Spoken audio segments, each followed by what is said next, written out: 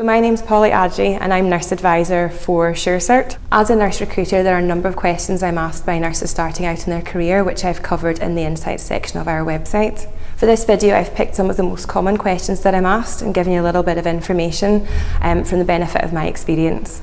For me as a nurse, there's no need to worry about identifying which clinical area that you need to start in. There's a number of options in nursing, and one of the best things really that I could advise is just taking the opportunity to learn clinical skills in any area that you want to start off in. So some student nurses have a very clear idea of what they want to do when they graduate and are clear that they want to work, for example, maybe in cancer care, or they want to specialise in children's nursing. Other nurses haven't got quite such a clear idea of what they want to do, or panic perhaps because they haven't got into their first choice of specialism following on from their placement. Essentially in nursing, any skill that you learn will be a transferable skill, and you can take those skills that you've learned in one environment and transfer them into another environment. So for example, the care of a distressed patient that you may learn in a nursing home is a skill that you'll be able to take with you if you move areas. Similarly, care of chronic conditions, an understanding of pain management, palliative care, all of those kind of experiences will serve you well in your nursing career and are things that you can draw on as you progress throughout your career. So I'm quite often asked, when do you qualify as a nurse? And there seems to be some degree of confusion around that.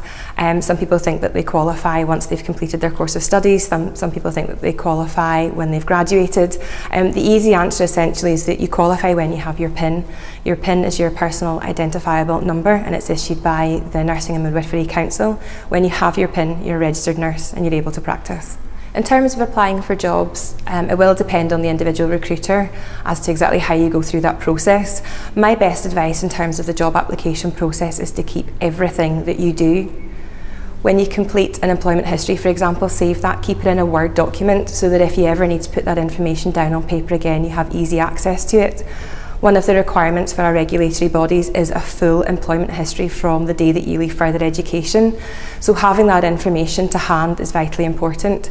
For me, I have a 20-year employment history, so being able to go through all of those dates, have that information readily to hand is important for me and saves an awful lot of time.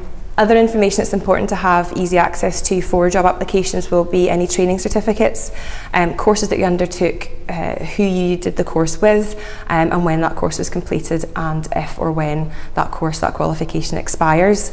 It's useful to have your information on your PIN, your indemnity insurance, and also any references that you may have already completed. Previous medical assessment, occupational health, fitness to work information, that's useful to have saved into your portfolio.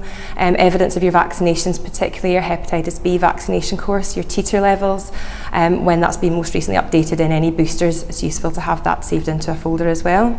On your ID for your vetting purposes, in Northern Ireland it's the Access NI, in England and Scotland and Wales you'd have your disclosure and barring service and your CRB check, and for that you usually have to submit your passport and 2 or 3 other pieces of identifying information.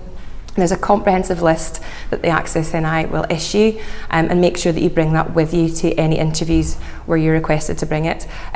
If you can't keep it in your folder, just keep a list of the paperwork that you might need so you can lay your hands on it quickly and easily. It's important to bring it if you've been asked to bring it. Not bringing it doesn't reflect particularly well on you as a candidate.